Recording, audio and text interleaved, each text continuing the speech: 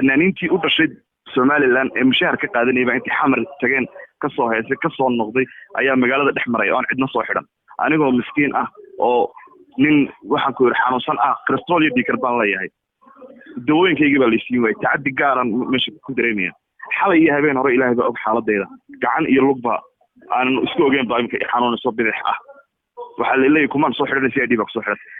kuna labaad oo xiiso leh dhammaan taageerayaasha ku xidhan channelka dabagalka wararka haddii tahay markii kugu horeysay channelka dabagalka wararka subscribe saar saad ugu xidhnaatana kambalelka furo haddaba muuqaalkan maanta inahayna waxa weeyaan fanaanka Saalax Carab oo lagu xidhay magaalada Hargeysa iyadoo sababta lagu xidhayna ay tahay waxa uu ka yimaaday Muqdisho badanaa fanaaniinta ka taga Hargeysa ee taga Muqdisho arrinkan oo kale way ku dhacdaa walow xidigaa geeskana noqdaane haddaba fanaanka Saalax Carab waxa lagu xidhay arrinkan noocaas ah warar kale oo soo gaadhay channelka dabagalka wararka waxay sheegayaan in sababta lagu xidhay ay tahay afar fanaan uu ka afduubay magaalada Hargeysa ay ka mid tahay Barwaaqo Qalanjo taas oo u goosteen magaalada Muqdisho ee caasimadda Soomaaliya haddaba maxay sababta ka dambaysa arrinkan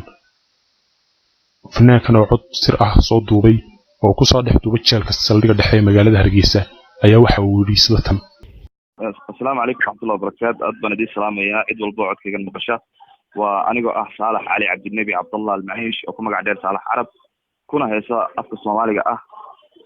Soomaaliyeed kana tirsanaa dowladda deegaanka Soomaalida Itoobiya waayadii dambana hadda ku sugnaa Hargeysa aan Hargeysa ku yimid waxaan uga yimid dalka Masar baan uga yimid Hargeysa waxaan u yimid inaan barnaamij ku qabto waan ku qabtay socdaalkayga labaadna waxaan ku tagay Muqdisho aan kula soo qaadanay waqti taageerayaasheeda 5 bilood ka hor baan Muqdisho ka soo laabtay Hargeysa Hargeysa markaan imidna waa la xiray بعد 5 bilood ka bacdi ayaa waxa lagu soo oogay kiis ah xamar baa tagtay anigu waxaan ahaa fanaan ka tirsan fanaaniinta dowladda deegaanka Soomaalida Itoobiya dhalasho ahaanna ka soo jeeda dalka Yemen Hargeysa waxaan ku soo galay sharci iyo fiisi haddii aan anigu aan madax badnaanida Somaliland aanan dalku gal iyo fiisi kama soo qaateen Qaahira haddaba fanaankan oo dhala marka hore jamhuuriyadda Somaliland oo u dhashay waddanka Yemen kana tirsanaa dowladda deegaanka Soomaalida Itoobiya ama uu fadhigiisu ahaa ayaa waxaa si ula kac ah lagu xidhay magaalada Hargeysa anigu Djibouti baan ka soo heesay dowladda deegaanka Soomaalida Itoobiya ka soo heesay meel walba Soomaali joogto u taageerayaasha joogaan waxaan jeclaa inaan tago aan waqti la soo qaato waxaan ku xiranahay 12 cisho saldhiga dhexe ee Hargeysa waxa la igu yiri CD baa ku haysta laba mar baa maxkamad la geeyay wax dambi gaar ah oo lagu soo oogay ma jirto dalka waxaan ku joogaa sharci iyo deganaansho oo waxaan ahay nin Yemeni ah oo deganaanshiga dalka uu saaray citizenki dalka uu saaray kaar qaxootiga haysta bana dalka sharciga uu yaala ma baalmarin cid ma dilin cid ma dhicin cid ma xadin fanaankan oo qaba cudurro badan ayaa waxa uu ka bariyaa inay u soo duceysaan dhammaan inta taageerayaashiisa in uu Ilaahay ka soo fardaamiyo anigoo miskiin ah oo nin waxaan ku yiri xanuunsan ah kristool iyo dhiikar baan leeyahay dawooyinkayga baa la siin waayay tacaddi gaaran meesha ku dareemaya xalay iyo habeen hore ilaahay baa og xaaladeyda gacan iyo lugba aan isku ogeyn baa imka xanuun soo bidix ah fanaankan oo cabanaya dowladda Somaliland haddaba bal dhageysano codkiisa oo dhameystiran fanaankan Assalaamu alaykum warahmatullahi wabarakatuh adban idin salaamaya cid walba codkayga maqasha waa anigoo ah Saalax Ali Cabdinabi Cabdullah Al-Mahish oo ku magac dheer Saalax Carab kuna heesa afka Soomaaliga ah Soomaaliyeed kana tirsanaa dowladda deegaanka Soomaalida Itoobiya waayadii dambana hadda ku sugnaa Hargeysa aan Hargeysa ku yimid waxaan uga yimid dalka Masar baan uga yimid Hargeysa waxaan u yimid inaan barnaamij ku qabto waan ku qabtay socdaalkayga labaadna waxaan ku tagay Muqdisho aan kula soo qaadanay waqti taageerayaasheeda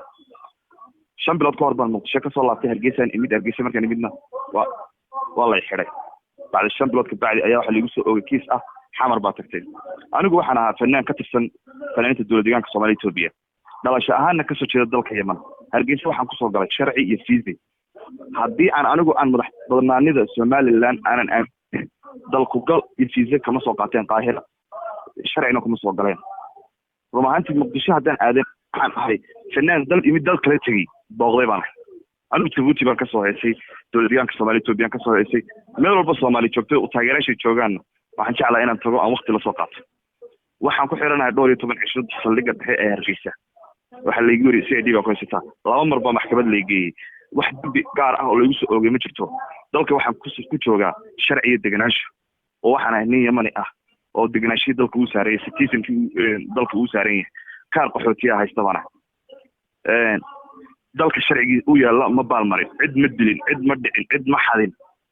fanaaniintii u dhashay Somaliland ee mushaar ka qaadanayay baa intii xamar tageen ka soo heesay ka soo noqday ayaa magaalada dhex maray oo aan cidna soo xidhan anigoo miskiin ah oo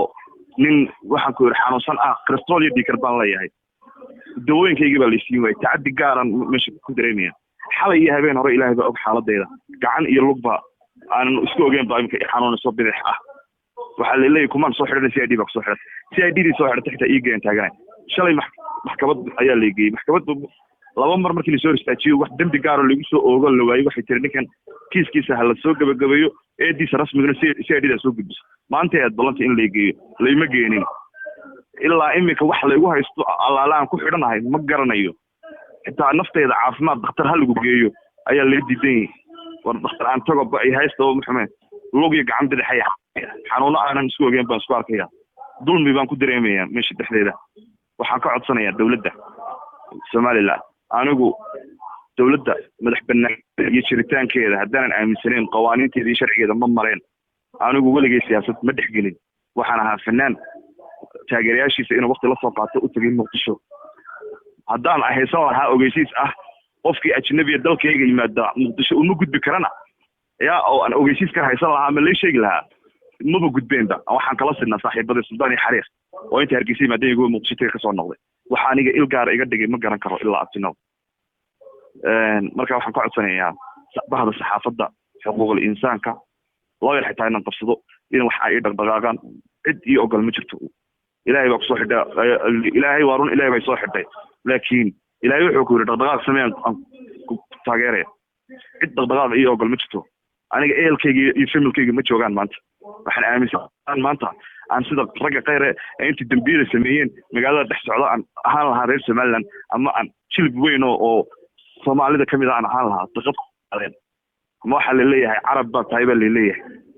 war anigu haddaan Yamani ahay 20 sano ay Yamani Soomaalida ay haysay ay marti u ahaayeen ay gobonnimo ugu noolaayeen ciid ma qabeen haddii cid gaar ah iyo dad gaar ah waxa igu soo oogay maanta qof intii soo ristaagay oranay waxaas lagu sameeyay ama waad nacayda ama waad nadisha ama waad naf laga dis ama fanaan ah oo waxba sameyn oo ixtiraam iyo karaamo qof walba ilaahay si uu leeyahay ayaa waxa lagu dhaxiray meel dil iyo tuug iyo aan fanaaniintii iga horeeyay awal loo xiri jiray kiisaskan oo kale aan lagu xirin ayaa lagu xiray waxaan ilaahay ka baryay ilaahay baa cadaalad haye balse dadka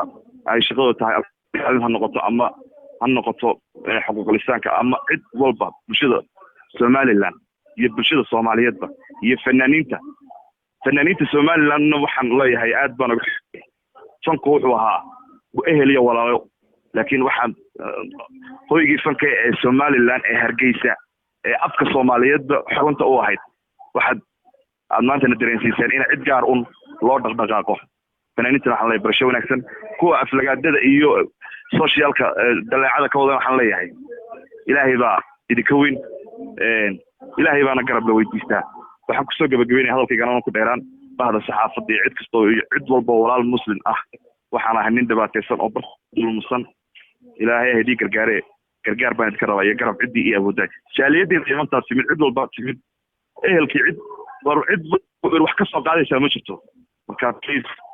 please haddii wax lagu haysto gaar ay jiraan aan soo sameeyana diyaar ana oo wadada lagu qaado haddaan waxba sameeyna nin xanuunsan baan ahay rabadaana weeyaan in xoriyadda leesiyan please wait bariya